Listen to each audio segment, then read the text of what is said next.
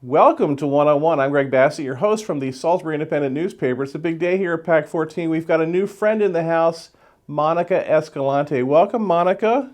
Thank you so much for inviting me here, Ray. Now, you are our new president of Coastal Hospice, which is one of the groups in our community that does real good for people at the most important time ever. So, talk about your organization and what goes on there. Well, we are a hospice that employs a little under 200 people. We have a large team of nurses, about under 10 nurse practitioners and doctors. They do palliative care and hospice. We have social workers, we have spiritual counselors, we have volunteers. We are just a mighty group of people that show up at a time that's perhaps the most difficult in people's lives. And we've been navigating through COVID. We haven't stopped visiting and keeping patients and the staff safe throughout these past 2 years. And we realized that more than ever, especially after COVID, families need our support even more. And it's because caregivers are so exhausted. You know, the families that we support is usually a family of a couple that have been together for decades. And each of them have their own concerns physically, and they take care for each other. And here they are doing that for years and years. And when a serious illness comes into play, some of the people are exhausted by caring for each other, and they are stoic. They don't want to bring more help in the home, which is harder when you have COVID around. So our team is really wonderful to show up. Our physicians and nurse practitioners go to people's homes and see them in the comfort of their homes. And our nurses and nurses' aides go there regularly. So I think I was telling you earlier that something that is not well known in our community is that many of our patients, and over 100 of our patients, graduate from hospice every year. And and I've never heard anybody say, I signed up for hospice too early. On the contrary, when we graduate them from hospice, they are not happy about it. They feel that they could continue using hospice, but the Medicare regulations are quite strict, so we have to adhere to that. But it's a wonderful community. I'm really happy to be here. The Eastern Shore is the perfect place to live. I mean, the pace is so much better than the fast pace everywhere else. And it's a nice group of people, not only within the hospice, but the families we serve are wonderful. And you've got two great facilities. You've got Coastal Hospice by the Lake in the old Deer's Head Center in Salisbury, and you've got the Mackie Stansel Pavilion in Ocean Pines. Two great facilities for that end of time. We have 14 beds at Deer's Head, at Coastal Hospice at the Lake, and that's a unit that it's a acute care unit. So for patients that are in pain that cannot be managed at home, we put them there. Or families that could take a respite, if that's 5 days a week, we put them there. Stansel House is a residential facility with 12 beds, and patients with an end-of-life diagnosis, in the end of life, we say 6 months or less to live, go to Stansel House and live there. And that's a residential facility. But note that they are very different. One is like an emergency room for hospice patients, right, and the other one is a residential facility.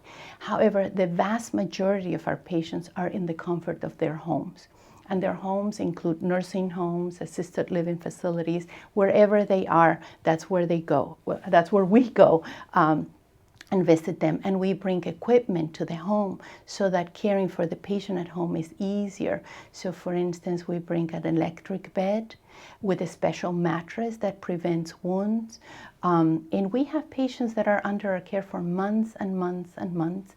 And that's what the Medicare hospice benefit is meant to be for. With COVID, we've seen that many patients come too late, way too late, for a day or two. All the things we need to do for the families are nearly impossible to accomplish in just a few hours. So I would like to send this message out to the community that we need to have more time with our patients. And I've been delivering this message to many physicians out there that, we are a really mighty group to take care of people, but 48 hours is not enough. We talk about being able to say about 5 things for people to be comfortable at the end of their lives. And those 5 things are: thank you, I love you, forgive me, I forgive you, and goodbye. And this is simplifying so much of the work that our teams do, not only for the patient and their families. And by families, we go by whatever the patient decides as family. It doesn't need to be blood relatives, but we have friends that are families, and we want to take care of all of them.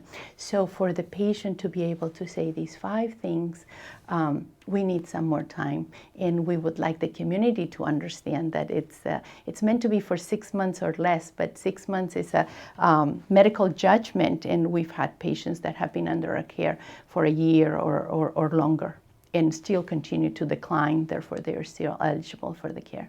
What's the difference between palliative care and hospice care? It's a very good question. Hospice care is palliative care, but palliative care is not hospice. So under hospice, we do palliative care. But palliative care is mostly what we do as outpatient. For patients, they go to visit our physicians either at the hospital or in the outpatient unit. So this is something that needs to be provided in a certain location. Palliative care we provide in patients' homes is something that is done by the nurses and the doctors that visit the homes. So palliative care, you are eligible if you have a serious condition and your quality of life is diminished. So physicians that are specialists are not specialists in palliative care.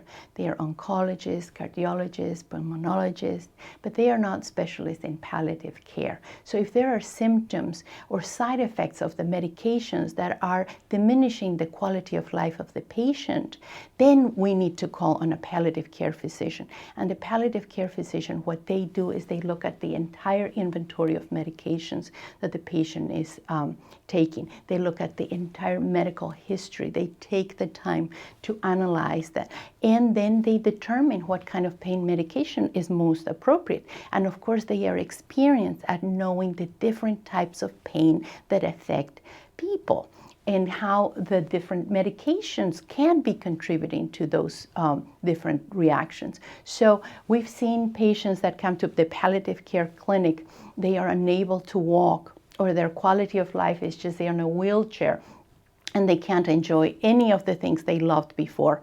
And within a week with the new medications, they are enjoying life to the fullest. And they, I heard one patient said to our medical director, Dr. Warris, "You cured me." And he says, "No, I didn't cure you. I just improved the quality of your life by knowing what kind of pain you were having and giving you the right medications for that." It's one success story after the other. And the main barrier for palliative care is people don't understand what palliative care is. And I say, if in doubt, take a consult. Just see what it does. Our clinicians are really, really good. If anything else, they are going to explain to you every side effect and every consequence of any other treatment you're undergoing. And if for no other reason, that's a very good reason, because they will take the time to do that. I've been through hospice. My family's been through hospice experience with 2 of my family members, and I was just so impressed by the entire process. And while there was a great focus on the family member who was in the end days, there was also great focus on us. That's a really great message to give to the community. What we do for the caregivers and the family all together is as much as what we can do for the patient. and the moments and the memories we allow for the patient and the family to have as a result of this work is unmeasurable. And it helps the family, those who are going to have to continue living with that empty chair, to do better. You know, when you have time to say what you need to say, to heal those relationships, the saying goodbye is a very different journey. But most people don't understand that. They are focused on treatment. But when treatment no longer gives you what you want it to give you, it's a good moment to call and get a consult with Coastal Hospice. The other part is, you know, when people take our services, we say, give us a chance. You can fire us any moment. If you don't like what we're doing, you know, we will be out of your way, out of your house in no time. But no one has done that. You know, in the 20 years that I've been doing this kind of work, I have never heard anyone say, I signed up for hospice too early. It's always, I wish I had done it sooner. And one other misconception for families is that we provide custodial care. We don't, but a nurse is available to go to your home in the middle of the night, to go to your home when you need her in the day, during the day. And if the pain can't be managed, we have the Coastal Hospice at the Lake, where we have experts that will manage that pain, and if necessary, the patient goes back to their home. So all these benefits are benefits we're entitled to. Anybody who has Medicare or commercial insurance, or any insurance, or no insurance, if that's the case, we take care of people regardless of their ability to pay. We're here for the community. Yeah, you know, the administrators, the counselors, the nurses on site, no one told me how to say goodbye, but they created a condition that when it was time, I was able to say and do all the right things. I sort of, you know, entered into that culture and felt very secure in what I was saying and doing at the end. It was just incredible. Without, you know, any real education, there was just this aura that kind of surrounded me from the goodwill of the people who work for you. Yeah. It's, you know, we just set the foundation for love to do what love always does, you know, and you have good memories. It's not a memory of, I wish I had done this. There are no regrets. We allow for all these wonderful moments to happen, all these words that you need to say to be said. And then the journey, the grief journey, is a very different journey when you had that time. We see it in the bereavement groups. Sometimes people who did not have that time have multiple regrets, and it's hard to live with that, especially if they were your parents or someone really close to you. But we offer bereavement groups for the community for that very reason. But in my mind, I wish everybody would have a chance to have hospice for their loved ones, because life is different if you've had it. Actually, there's data that suggests that for a husband and wife that have been married for over 40 years, if one of them is in hospice care, the survival rate of the surviving spouse is much higher, especially for men. Because for men, when when they are widowers, survival rate is not very high if the spouse was not in hospice. And so there's data proving that if we prepare families for these, then the rest of our lives has a better quality of life. It's not only the patient's quality of life that it's improved, but all of the rest of us afterwards. So I can't say enough about hospice in general and Coastal Hospice. I mean, we won an award last year, award to the quality of care that we provide. We were above the national and the state average in the quality of care in every single category. It was, and that's when I just arrived. I thought, this is really one of the best hospices in the nation, and we have such a treasure here in the Eastern Shore. So one of the great things, at least for me, was the post-counseling that I got. And you don't hear about this, you don't think about it. But you know, hospice was like calling me, would you like to come to a support group? Would you like some counseling? And I was like, no, I'm fine. I've already been through this horrible thing. I'm fine now. But I was still out of sorts. And then I did do some of that. And to be around other people who had had the same experience at the same time was really valuable. Absolutely. We're not alone. No one is alone. No one has to do this alone. And we're here for the community. We continue to offer the groups. We're trying to be creative in the ways that we offer them because we serve 4 counties, Somerset, Dorchester, Wacomico, and Worcester. So it's hard to geographically. We're also trying Zoom meetings lately, and you know, it's whatever suits your needs, fits your schedule also. We're here for our community, but taking advantage of these groups could make a difference in the quality of your life, and people are ready at different times in their life. So there's many that want to join a group right away after their loved one died. Probably not a good idea. Probably better to wait 6 months. And there's other people that feel maybe I shouldn't be joining a group because my loved one died 5 years ago, or I lost mom or dad 10 years ago. Doesn't matter. Grief hits you at different times in your life. And if you feel that it's the moment when you have to process this loss, there's no restrictions. You can take advantage of our groups whenever you're ready. And we're here for the community. We also do groups for children, right? We do a camp for children. And we also teach parents how to support their kids, because a lot of young children are losing their grandparents that are really close to them. So we provide a lot of support as far as how one can navigate that and still help the kids feel the love of those grandparents that will never really vanish, that will be there with them all their life. Yeah, the camp for children just fascinates me. We used to do some stories about that, and they would go to SU and do some work there and take the group picture. And you could just see these kids who were all in the same sort of situation, you know, really communing with each other. And it was really inspiring to me. Yeah. Well, we're going to have to deal with losing loved ones all our lives. And I think of it as almost a muscle you have to exercise throughout your life. But you have to take care of it, and you have to know what feeds your soul, what replenishes that energy you need to deal with these losses. And that's pretty much what grief work is.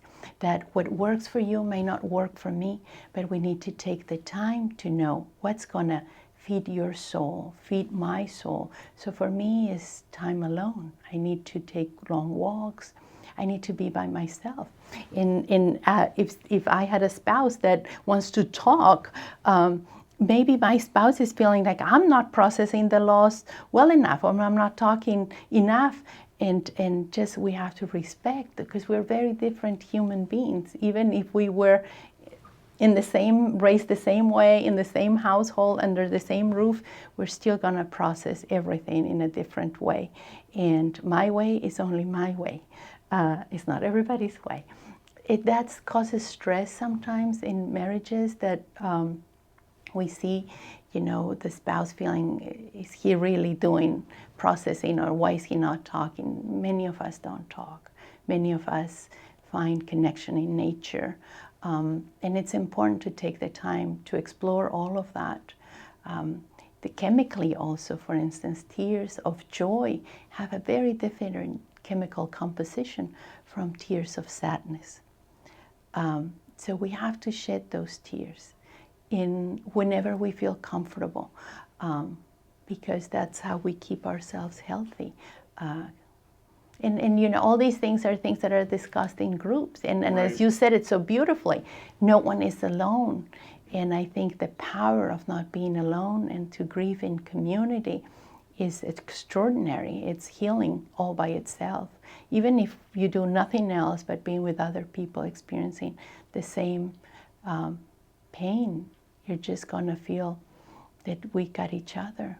How did you get into this business of hospice? I was working at a marketing company, and one of the projects that no one else in my team wanted to do was a campaign for the Hospice Network of Maryland. So that was my first exposure to hospice care. And like many of us, I knew nothing about it. And the more I started learning, it was a service that goes to people's homes. So my main concern was, are people not going to be suspicious of these people coming home? Are they going to judge me or sort of? And then I started researching more and understanding that the people that work in hospice are a very special type of person. It's not a job, it's a calling. And the more I researched, the more I understood it was a very special group of people. And I did a marketing campaign for the Network of Maryland. And then my husband got very ill, and I no longer could do marketing. So immediately I thought the only thing I can think of doing right now is volunteering for hospice. So I started volunteering at the local hospice and fell in love with everything.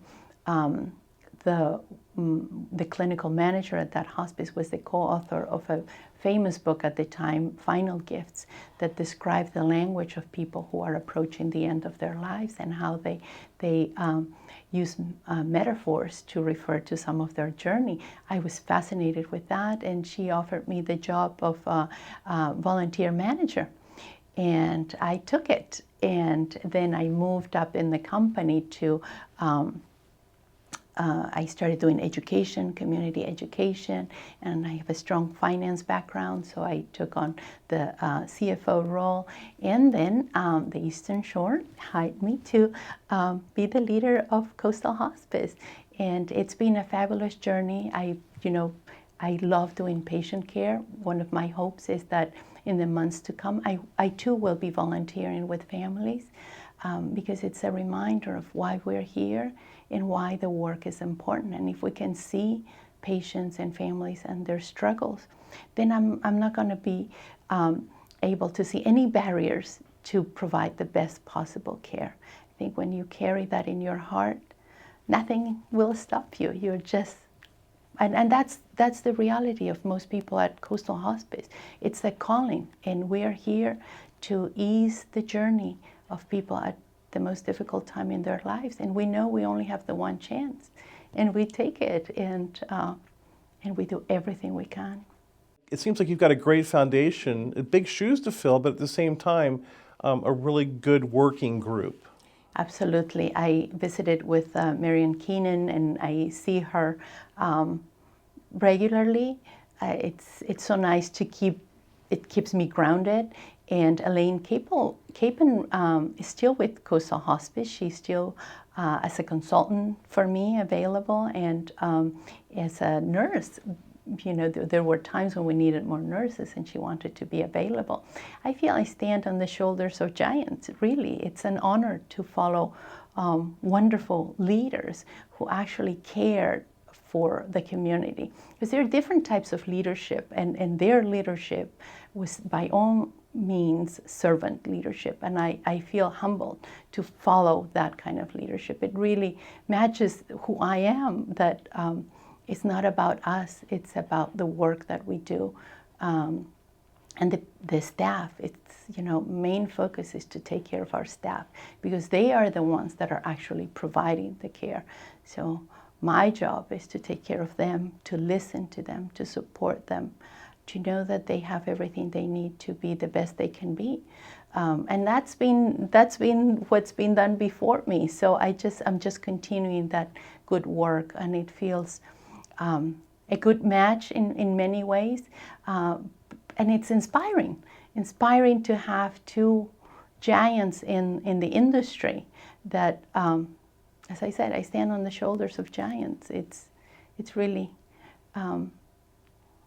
it's an honor, but I also feel that having their support, we've had functions where they are there with me, and their wisdom, available to me is I don't know, it's a blessing. The family isn't ready to give up yet on their family member, and the doctor, for some reason, isn't really ready to give up, and there's a quality of life issue when it might be time, to not be 90 years old and be having a surgery, to maybe explore a different way of providing quality end-of-life care. What is your viewpoint on that? I mean, do people fight for too long sometimes, or? And most of the time, people are protecting each other. So the patient doesn't want to give up because he or she doesn't want to be seen as weak and for the family. They want to continue living for their family. Many times they are exhausted. They can't do it anymore. And they've done it for so long, but they don't want to give up. And that's how it's perceived, right? As a giving up because they love their families and they want to continue fighting. But hope reshapes. Hope turns into other hopes. So I had hoped to live for 10 years. I know that is not possible, but I will live the next year to the fullest now, and I will create all these memories so my loved ones will have me in different forms after I'm gone. But everybody means well. The doctor, they are doing the best job they can. So they want to be there for their patient and offer every option. And the family is just not ready to let go. Who is? I've even been in hospice, and we are never ready to do that. So what we do is we facilitate dialogue, and so the doctor can remain involved and can continue to be the attending, even if the patient is in hospice.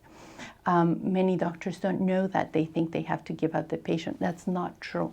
In fact, the care is better if the doctors continue to be involved in the care. Our medical director will be involved as well. So we facilitate these conversations, but these conversations need to happen several times over a period of time.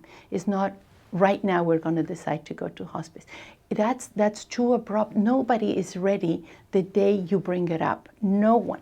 Which is why we need to have these conversations earlier in the progression of the disease. We need at least 5 conversations for the family to say, I think I'm ready, right? It's almost like we're playing basketball and I shoot you the ball without telling you that it's coming. You're just going to be hit by a ball. You didn't even see it coming. You can't catch it. It's not pleasant. But if we're playing basketball and you know that I'm going to pass you a ball and I do it gently so you can return it, we can engage in this dialogue, and that gives you time to receive the news in a more gentle way. But these abrupt, everybody's protecting. What is interesting is that they all mean well. Everybody wants, it's love in action. But we need to give time to people to also ponder other possibilities. And the day they are eligible, or 48 hours before they are going to be gone, is way too late. We don't give the caregivers, we don't give the families, we don't give anybody time. So I think people need to know that you can come to hospice, graduate from hospice, fire us, do whatever, try us earlier. You're never going to regret that. There's been not one person, and I have never heard that had regretted coming to hospice. It's always the contrary. It's such a interesting dilemma to have, that it's so hard to get people to sign up for your services, and then when you have to graduate them, they are very upset because it's good care. I feel hospice is the Cadillac of healthcare. We take care of the entire family. It's not only the patient, it's the caregiver. Everybody gets our support. What other healthcare service does that? Yeah. You've got a great website. How can people reach out to you if they have a family situation or if they want to donate money? Well, families who want to contact Coastal Hospice can do it on our website or can call our phone number. Our line is available 24 hours a day, 7 days a week, and our staff will return the call if it's after hours, if it's not an emergency, or someone from our on-call team will respond right away. But if in doubt, call us. Monica Escalante, you've been such an inspiration to me today. Thanks for being here. Thanks for coming to Salisbury to lead this great organization. We appreciate so much what you do, and we're looking forward to working with you continuously as time goes on. So thank you so much. Thank you so much. I appreciate the invitation and the opportunity. Thank you so much. I'm Greg Bassett from the Salisbury Independent Newspaper, another edition of 101 right here on PAC 14.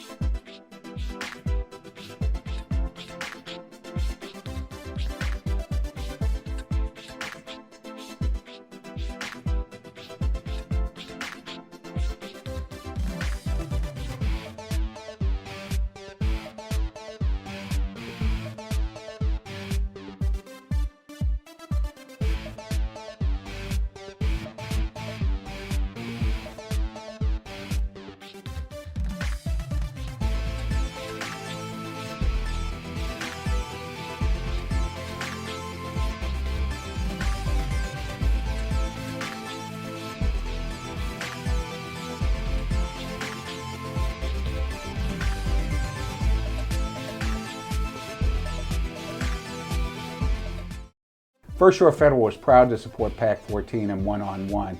We'd encourage every business to support PAC 14 and pick a program and support it, and let's make a difference.